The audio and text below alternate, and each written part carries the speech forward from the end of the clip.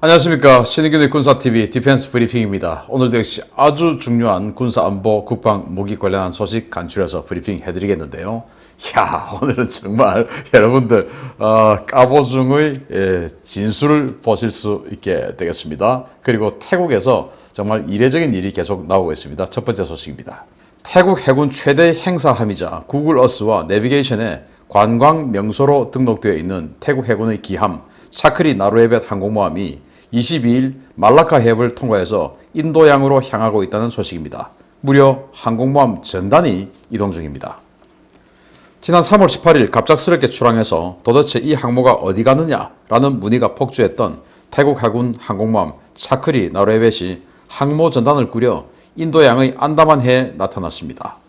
싱가포르 현지 오신트 소식통은 22일 오후 태국 항공모함이 싱가포르 앞바다의 말라카 해협을 통과했다고 전하며 이 항모는 혼자가 아니라 호위함을 거느린 전단의 형태로 항해 중이라고 전해왔습니다. 태국 항모를 호위하는 항모 전단에는 태국 해군의 주력함들이 포진했는데요.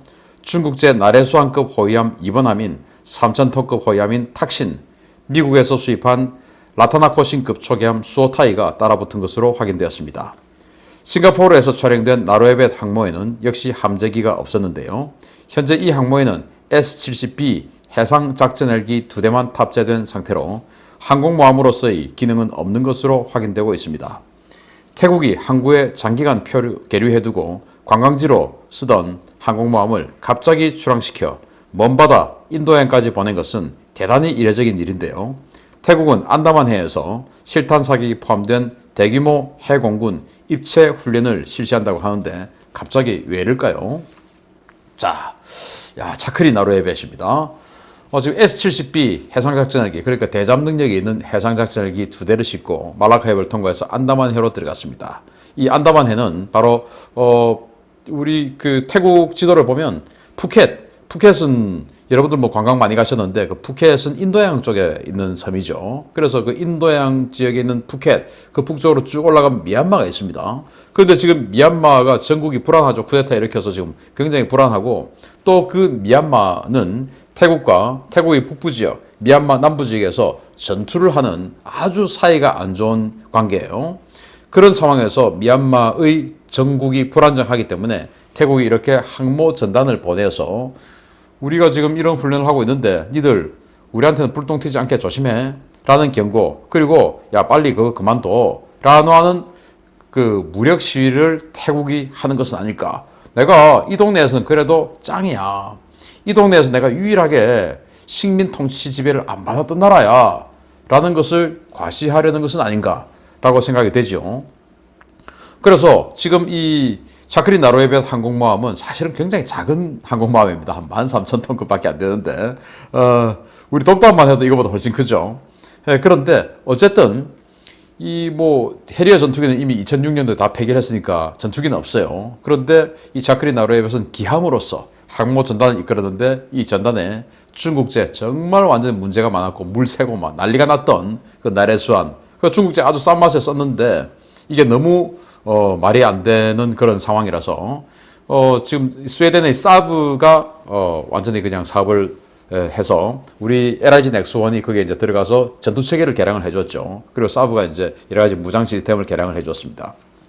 이렇게 해서 제대로 된 군함을 만들어줬는데 그 나래수함의 2번함 탁신함이죠. 그리고 미국에서 수입한 1,000톤급 아주 오래된 그 포함입니다. 초계함, 우리 포함급하고 비슷한 거. 그렇게 2대를 딱 이끌고 안다만, 즉 미얀마 앞으로 간 겁니다. 거기에서 또 역시 스웨덴에서 수입한 그리펜 전투기, 그리고 스웨덴에서 수입한 조기 경보기, 이렇게 해서 조기 경보기의 지휘를 받아서 그리펜 전투기, 그리고 이 나래수함, 또 여기에 있는 이 차크리 나루에벳 항공모함, 이렇게 해서 공해 합동 사격 훈련을 하는 거예요.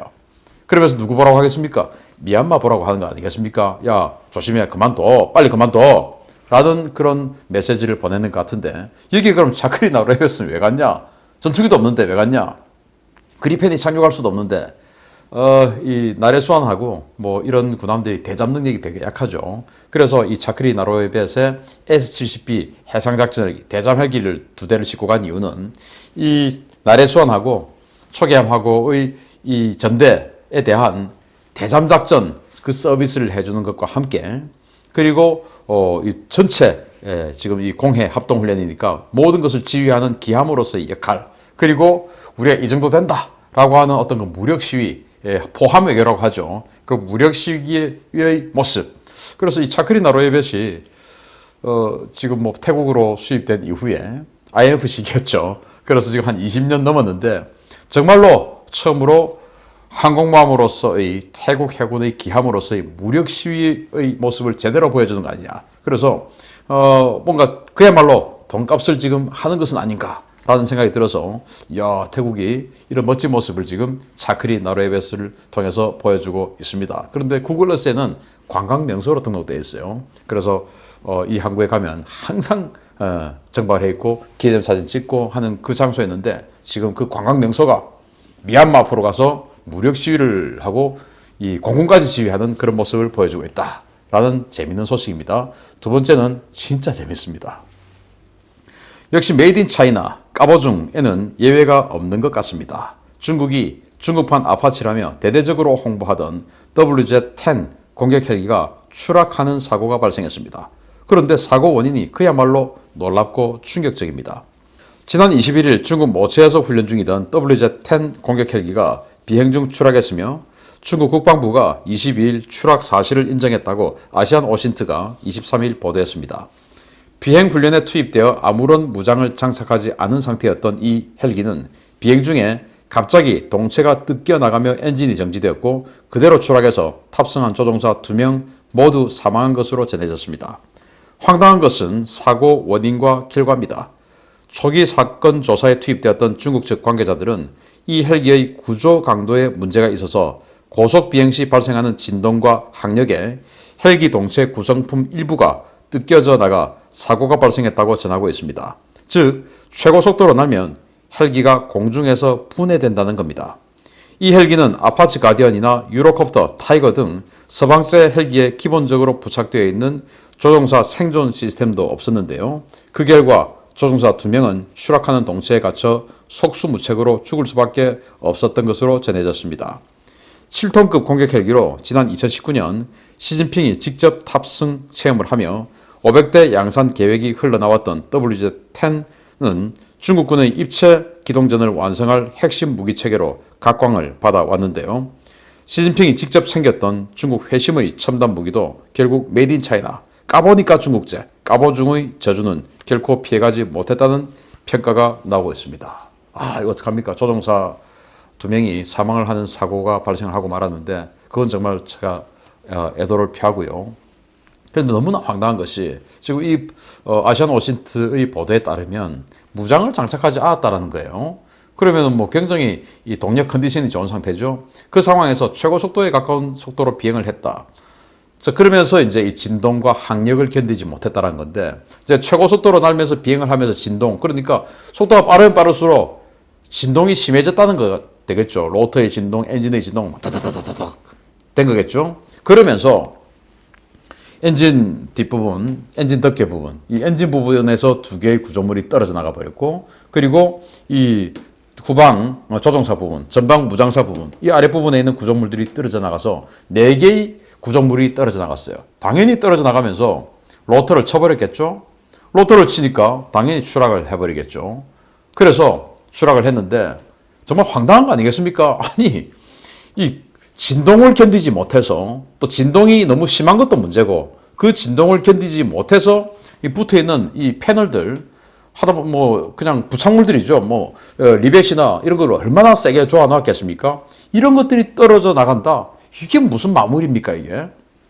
그렇게 해서 이 고가의 공격 헬기가 추락했고, 그 공격 헬기보다 더 소중한 조종사들이 생명을 잃는 이런 상황이 발생했는데, 이거 만들고 중국은 중국판 아파치다, 아파치보다 더 낫다, 이렇게 선전을 했었거든요. 시진핑 주석이 직접 여기에 탑승해서 이건 너무 좋아, 500대 생산해 라고 했던 바로 그 헬기입니다.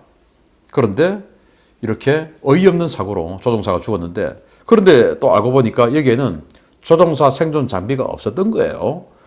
우리 한국군의 아파치나 프랑스가 만든 유로콥터 타이거 이런 것들은 이 조종사 부분을 타고 있는 여기에 지금 헬기는 위에 로터가 있으니까 사출이 안 되지 않습니까?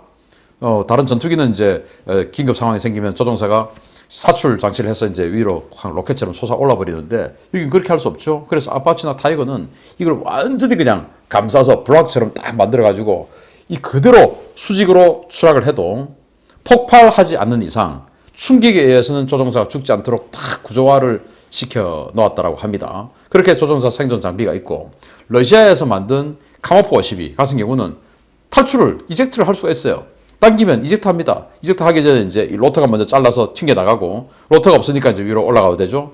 로터가 튕겨져 나가고 즉시 바로 직후에 이제 조종사들이 이젝션 딱 해나가는 그 시스템이 되어 있어요. 그렇게 해서 하다못해 러시아도 조종사 생존 장비를 만드는데, 아니 중국은 그 러시아가 카모프 52를 만들었던 것으로부터 20년 후에 만든 공격핵인데 그런 게 없다라는 게 밝혀졌어요. 그래서 인명을 중요시 생각하게 않는다라는 그 모습과 함께 정말 너무나 어이없는, 이거는 뭐 까보중을 넘어서서 어떻게 이런 상황이 발생할 수 있을까? 한 좀 빨리 날았다고 옆에 붙어있던 이 판이 떨어져 나가가지고 동체가 뜯겨 나가가지고 위에 있는 로터를 쳐버린다? 이게 무슨 무기입니까 이게? 이런 상황이 바로 메이드 인 차이나. 그나마 우리에게 이렇게 조금 기대감을 주게 하는 장면이죠. 중국군이 지금 군함이다, 전투기다, 헬기다, 뭐 탱크다 어마어마하게 만들어서, 야 중국군 저거 곧 미국 따라잡고 우리도 지금 큰일 나는 거 아니냐라고 생각하지만, 중국군의 무기는 정말 다행스럽게도 전부 중국제다라는 그런 아주 다행스러운 진리가 있기 때문에 까보니까 중국제네 다시 한번 느낄 수 있었습니다. 마치겠습니다. 감사합니다.